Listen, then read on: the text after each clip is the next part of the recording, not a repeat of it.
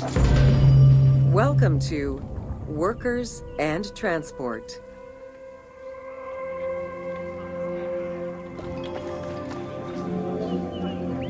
Whether workers were employed for the pyramid construction or at the quarries, the government supplied food and housing.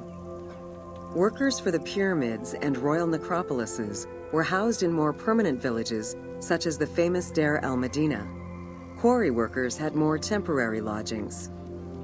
All skill levels were needed and utilized, from basic work hands to prepare the gypsum, to brickmakers and sand carriers, to skilled stonemasons to shape the blocks.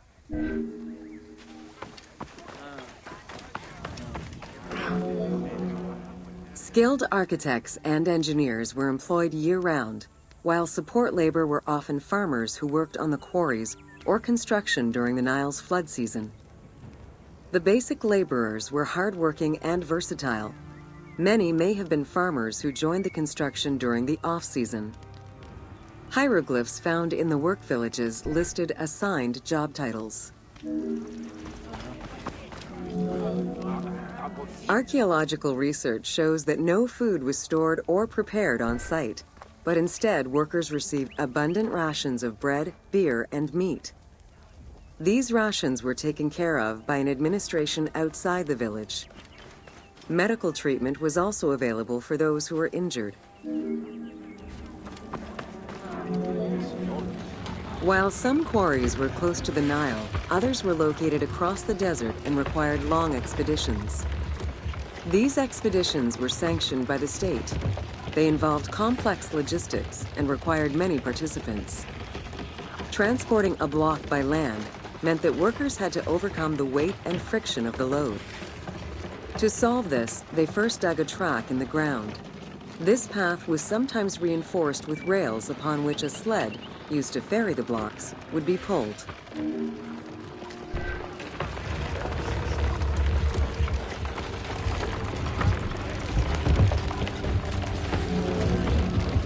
Whenever possible, blocks were toppled from a higher elevation onto the sled.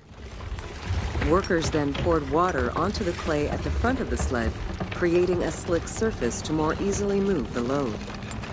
It wasn't until the New Kingdom that animals were used to tow the burden.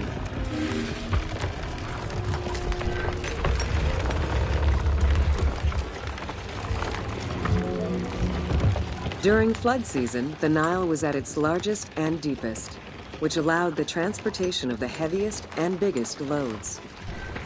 Quarries close to the river had troughs dug out to deliver the stones to the shoreline. Harbors and wharfs situated at the river's edge allowed the transfer of materials and supplies. Harbor warehouses accommodated additional stocks of stone so that they were available for the winter sailing season.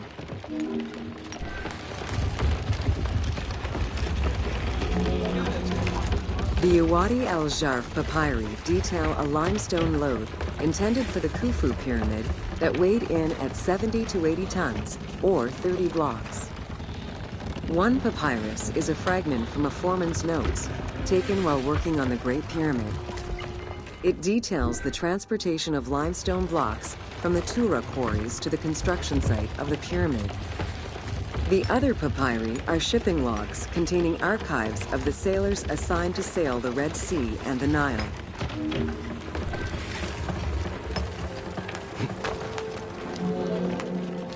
Stone cargo generally weighed 15 tons per boat, amounting to roughly 6 or 7 blocks per trip. For heavier loads such as obelisks, monolithic pillars, or gigantic statues, larger boats were used. These transports are the ones typically showcased on temple walls.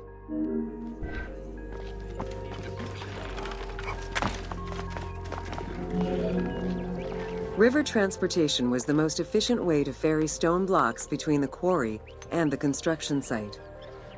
Blocks were transported by flotillas of several types of boats. The most detailed illustration of transport by river is a relief of Queen Hatshepsut's barge with an accompanying flotilla.